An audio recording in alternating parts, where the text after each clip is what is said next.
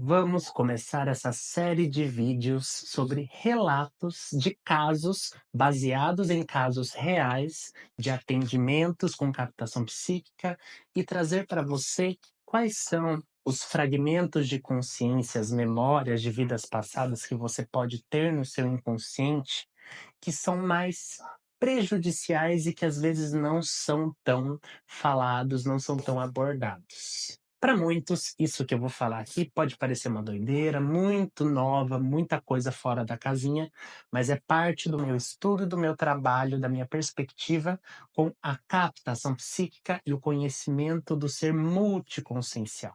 Eu fiz um vídeo explicando sobre isso exatamente, de como as vidas passadas interferem na sua vida dentro da minha perspectiva de trabalho. Ele está aqui no meu canal.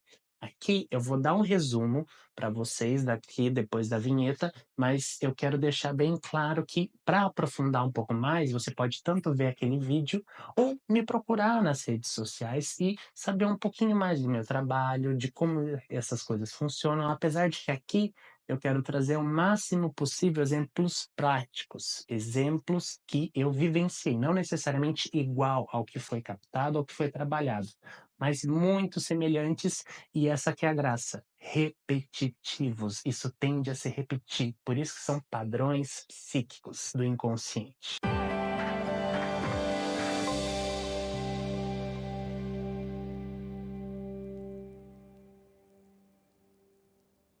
Mas antes de tudo isso, tocada a vinheta, seja muito bem-vinda, muito bem-vindo aqui no canal. Meu nome é Matheus Pessoa, terapeuta holístico e vibracional. E se na última série eu falei mais da constelação dos orixás em si, que é uma das ferramentas que eu utilizo, aqui a gente vai pender para um lado mais eurocentrado, que é a questão das vidas passadas. Mas não necessariamente da maneira com que você entende dentro do espiritismo. É uma perspectiva reencarnacionista, só que muito mais secular, sem essa perspectiva tanto de causa e efeito que eu já critiquei em outros vídeos, inclusive. Mas aqui, hoje, para estrear esse vídeo, eu quero falar de padrões de humildade. E para isso eu vou montar o seguinte exemplo, tá? E é baseado em coisas que já captei, que já vivenciei. Imagina uma pessoa chega e ela está com uma questão muito grande de estagnação na vida profissional. O dinheiro não anda, ela não consegue expandir um negócio que ela está tentando ser autônoma e aquele negócio não vai para frente. Ela consegue uma grana, mas está estagnada. Então, de certa forma, ela tem ali uma comodidade, um lugar de muito mais cômodo, e ela vem de uma família muito mais simples, muito mais tranquila, de muito mais calma, mas ela está tentando expandir. Ela está nesse intuito de expandir, de ir para fora, de viver coisas novas, mas está difícil, está travado. Aí ela descobre um atendimento com captação psíquica e vai ver que loucura que é essa. Eu, vendo com ela, a gente estabelece esse tema, né, da estagnação na vida financeira, na vida profissional, como um foco. Todo o meu trabalho com captação, né, que é um trabalho que acessa, a partir da minha sensitividade, o inconsciente da pessoa e procura ali quais são esses registros de memórias que podem ser de vidas passadas, mas podem ser outras consciências, pode ser um obsessor, que nem o povo gosta de chamar, que a gente chama de consciência desencarnada, pode ser várias coisas, mas acessá-los e harmonizá-los. E aqui exclusivamente a gente está falando de contextos de vidas passadas, né? Imaginando essa série de memórias que a gente vai acumulando ao longo de várias existências, não de uma só ou da mais recente. E aí ela me chega com essa questão e eu agendo a captação à distância dentro do projeto Franciscanos, por exemplo, que é a parceria minha com a Almira, que atende com captação psíquica à distância, todas as terça-feiras, né? Sem necessidade de comprometimento de horário, e o link fica aqui do site dos franciscanos, mas agendou a consulta lá e eu vou captar. E o que que me aparece, né? Eu ali na minha sensitividade começo a ter vislumbres de um pescador, um homem muito simples no seu barco, que está acostumado e já vive naquela vida há muito tempo. Ele cresceu sendo pescador, viu o pai dele sendo pescador, e ali ele consegue tirar o sustento dele. Ele pesca, ele vende aqueles peixes, ele troca por aquilo que ele precisa a mais, e ele aprendeu a cozinhar e a rotina dele quase não muda. Malemar muda com o tempo e vem toda aquela sensação de paz, de tranquilidade e principalmente uma estrutura mental baseada na simplicidade. E esse pescador, eu vou começando a perceber que ele tem essa crença muito forte de que menos é mais, de que o pouco é o que vale a pena.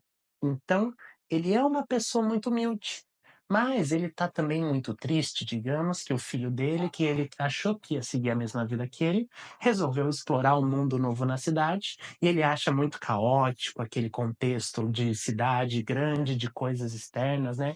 De urbanização, imaginando um período que a urbanização está começando, né? Vamos pegar um contexto específico assim. Mas ele não gosta desse contexto, acho que é muito demais e que não precisa de tudo aquilo para viver. A gente não entra no mérito de certo e errado. É a vivência dessa experiência, essa vida, essa existência construiu essa vivência. Ele construiu esses padrões, né? Mas vamos supor que ele, enquanto a pessoa, né? Aí ele está no inconsciente, é uma memória, né? De um registro de uma vivência que está no inconsciente dessa pessoa que quer fazer uma transição de carreira, que está com a vida profissional estagnada. E aí, o que que ela fez? Até então, ela estava vivenciando a vida de uma forma tranquila, de uma forma calma, pacata, ali no mais do mesmo, né. Não muito fora do que os pais vivenciaram, não muito diferente, às vezes ela consegue comprar uma coisinha melhor aqui ou ali, mas sempre volta. Mas isso, até então, quando ela está vivenciando isso, a personalidade encarnada está em ressonância com esse preceito de humildade, de simplicidade, mas também com medo do novo. Aí ela vislumbra possibilidades de ter mais ganhos materiais. Só que para isso ela tem que encarar novos desafios e sair da zona de conforto.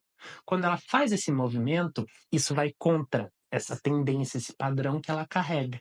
E ele desperta, e ele fica agindo como um peso mesmo mental. E aí ela vai sentir isso como no dia a dia dela? Ai, será que é precisa de tudo isso mesmo? Vou ter que gastar tudo isso com equipamento para filmar, para produzir vídeo para internet. Será que vale a pena? Mas olha aqui, eu já tenho minhas coisas tão simples e tal. E às vezes é justamente isso que, no momento que ela está vivendo, com a decisão que ela tomou de querer expandir, precisa ser trabalhado, esse medo do novo. Então, a partir de tudo isso, fui lá, eu captei e interagindo e reharmonizando esse pescador, eu vou trazendo para a consciência dessa pessoa essa memória, ou seja, para que ela reconheça, não que, ai meu Deus, eu fui um pescador, então eu tenho que viver vendendo peixe porque essa é a minha missão e é assim que eu vou ser feliz, porque na outra vida foi isso. Não, o que as memórias de vidas passadas nos trazem muitas vezes no nosso psiquismo, no nosso inconsciente, é esse registro de uma forma de viver, de encarar o mundo, que muitas vezes precisa ser ressignificada e atualizada, e gera resistências no seu dia a dia. E às vezes são contextos como esse, imagina que esse é uma das memórias de diversas vidas que viveram de muita simplicidade. Então é quase como se no seu inconsciente e no inconsciente das pessoas tivesse um núcleo da simplicidade e do medo do novo. Então é quase uma âncora que vai naturalmente oferecer resistência para ela expandir. Mas essa resistência é justamente o trabalho de ressignificação, entendeu? O fato dela poder enfrentar isso na matéria ressignifica todas essas memórias. Então, tome cuidado um pouco com essa falsa humildade. Pense aqui, comece a refletir você na sua vida. A humildade, ela está sendo uma forma de viver nutritiva ou uma desculpa para não expandir? Por hoje é isso. Qualquer dúvida, deixa nos comentários. Um abraço e boas vibrações.